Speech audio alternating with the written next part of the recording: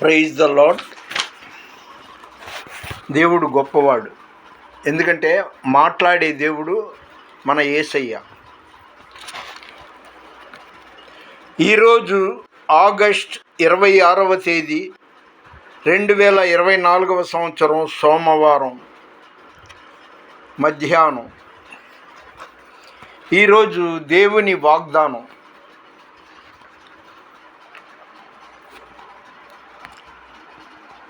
ఆదికాండం 35వ అధ్యాయం 11వ వచనం. దేవుడు, నేను సర్వశక్తి గల దేవుడను, నీవు ఫలించి అభివృద్ధి పొందుము, జనముల నీ ద్వారా అభివృద్ధి పొందుతారా అన్నాడు. అంటే కుటుంబం. ఆయన ఎంతైనా చాలిన దేవుడు. యేసు అని పేరులోనే ఉంది కదండి, రక్షకుడని. కానీ మనం చాలా అప్రమత్తంగా ఉండాలి. ప్రార్థనలో కొనసాగే వాళ్ళకి కొన్ని శోధనలు వస్తాయి. అందుకే ఆయన పేరేంటి? యేసు. ఈ పాట దాదాపు నాకు 40 ఏళ్ల నుండి చాలా పాటల పుస్తకాలు, కీర్తనల పుస్తకాల్లో చూశాను. క్రైస్తవ కీర్తనలు ఈ పుస్తకం నుండి పాడుతున్నాను. అయితే ఈ పాట ముందు చెప్పాలి కదా, దేవుని పాటే. 40 ఏళ్లకు పూర్వం ఉంది, అప్పటి నుండి చూస్తున్నా ఈ పాట. ఇది తెలుగులో ఒక 60 ఏళ్ల క్రితం అనుకుంటా వచ్చిన ఎన్టీ రామారావు గారిది జయసింహ సినిమాలో ఈ నాటి హాయి కల కాదోయి నిజమోయి ఘంటసాల లీలా పాడారు. సంగీతం టీవీ రాజు. ఆ పాటకి ఈ పాట ఎవరు రాశారు కానీ కొంతమంది మాసిలామణి గారు అంటారు, కాదనుకుంటున్నా.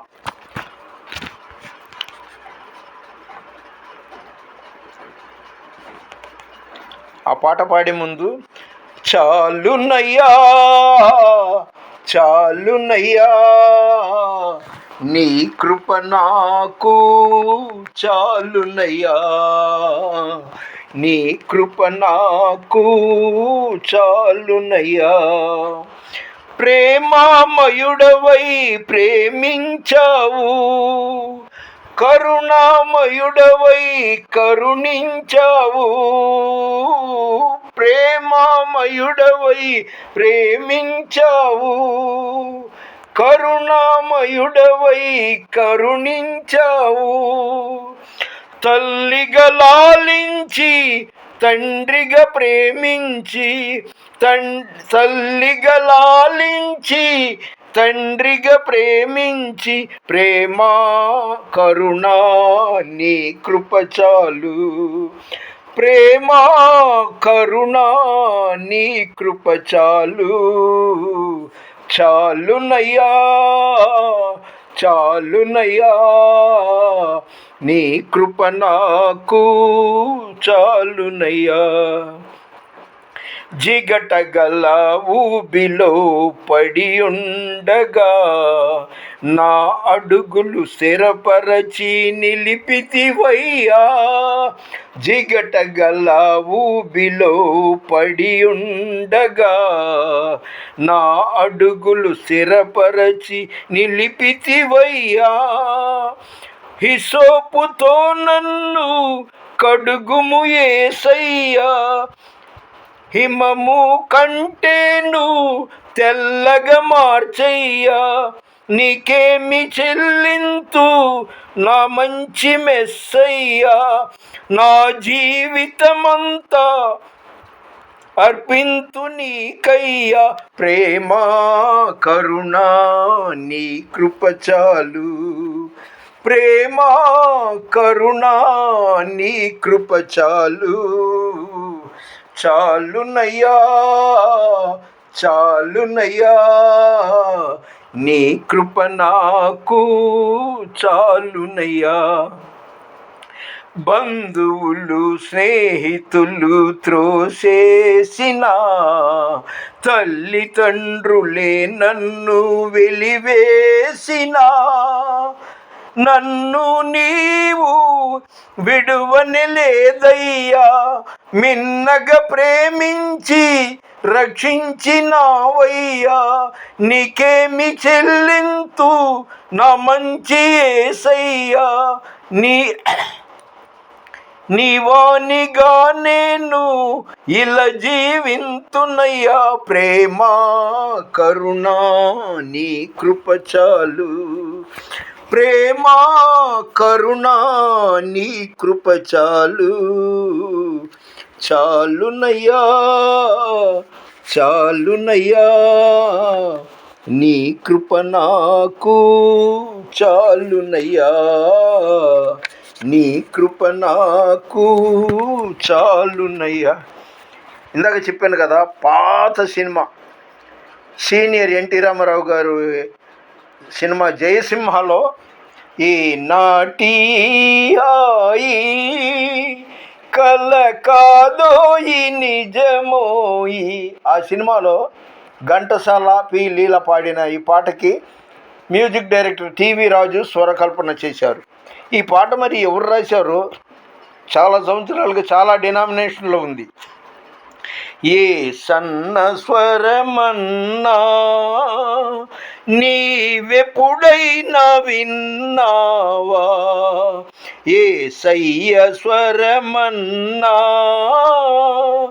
నీవెప్పుడైనా విన్నావా, జనమూల శబ్దము జలమూల శబ్దము బలమైన ఉరుములతో,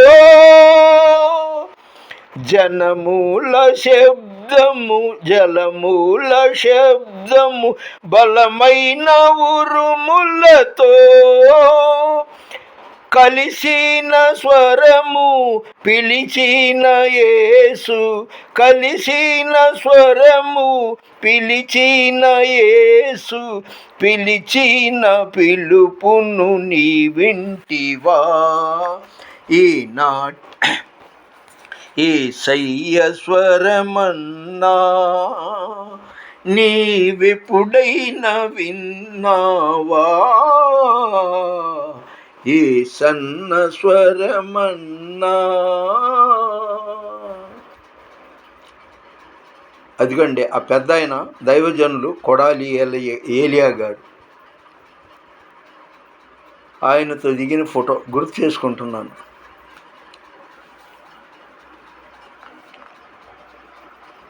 ఈ మధ్య విపరీతమైన శోధనలతో అల్లాడుతున్నాను.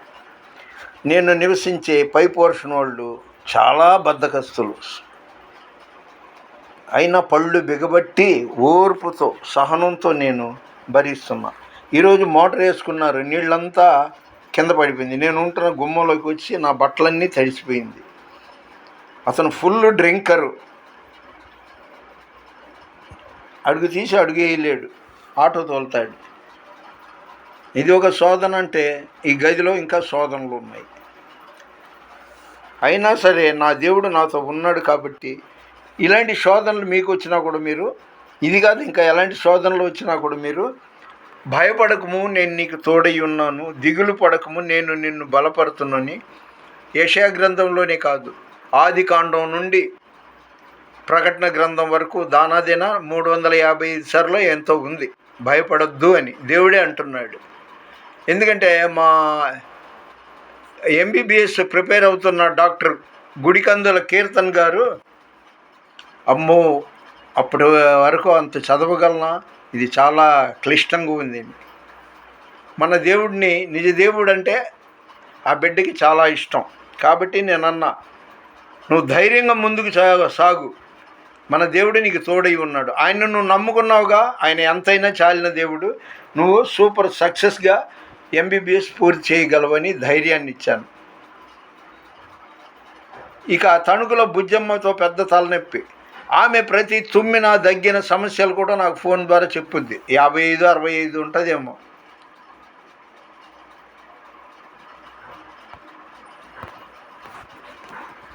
ఏంటోనండి వీళ్ళు, నేనంటాను దేవునితో చెప్పు, దేవుడు లోబడనొల్లని జనుల కోసం చేతులు చాచుకొని ఉన్నాను అన్నాడు. మరి వీళ్ళు ఏంటో కానీ అన్నీ నాకు చెప్తుంటారు. ఒక సాంబార్లో ఇంత ఉప్పు వేయాలి, ఇంత నూనె వేయాలి, ఇంత కారం వేయాలి, అన్నీ నాతో ఇంకా ఏది వేస్తే మంచిది అని అడుగుతారు. కాదు, నేను ప్రార్థన చేస్తా, అది నా డ్యూటీ దైవ సేవకుడిగా. మీరు ఎక్కువ శాతం ప్రార్థన చేయండి, ఖచ్చితంగా మీ యొక్క కోరిక దేవుడు నెరవేరుస్తాడు అన్న. మన వినికిడిలో దేవుడి కొన్ని మాటలు దీవించునుగాక అన్నట్టు మతోన్మాది రాధా మనోహర్ దాస్ వీడు పెద్ద నామాలు వేసుకొని పిలక పెట్టుకొని చిత్రం ఎంతసేపు వీడి బతుకు క్రైస్తవుల మీద, బైబిల్ మీద, యేసు ప్రభు మీద పడి చేస్తుంటాడు, విమర్శిస్తుంటాడు. అక్రమ సంబంధం అంట. యేసు ప్రభు మరియమ్మ గారికి అక్రమ సంబంధం ద్వారా పుట్టాడంట. ఒరే, నిన్ను డిచ్కి బాబా అని కూడా పిలుస్తుంటారు, రాధా మనోహర్ దాసు. సరే, నేను క్రిస్టియన్ కదా, నువ్వు హిందువువి కదా, నీకు అన్నీ తెలుసు కదా. మరి హరిహర సుతవో పావన చరిత అనే పాట ఉంది కదా. హరి అంటే ఎవరు? విష్ణు. హరుడు అంటే శివుడు. మరి అయ్యప్ప గారి తల్లిదండ్రుల పేర్లు కొద్దిగా చెప్పగలవా? భ్రష్టుడా, ముందు నీ ముడ్డి కడుక్కరా మూర్ఖుడా. యేసు ప్రభు అంటే, బైబిల్ అంటే ఎందుకు అలా పడి చేస్తావు? అంత కడుపుమంటే ఎందుకురా నీకు? నువ్వు ఏదో పెద్ద మేధావి, వేదాంతి అన్నట్టు చేస్తున్నావు. అసలు సరుకు బైబిల్లో ఉంది. వినాశకాలే విపరీత బుద్ధి అంటారే, అది నీకు వర్తిస్తుంది. సరే, ఇది దయచేసి లైక్ చేయండి, షేర్ చేయండి, సబ్స్క్రైబ్ చేయండి. దేవుని పరిచర్యలో మీ Ratnam Francis, Vijayawada. God bless you.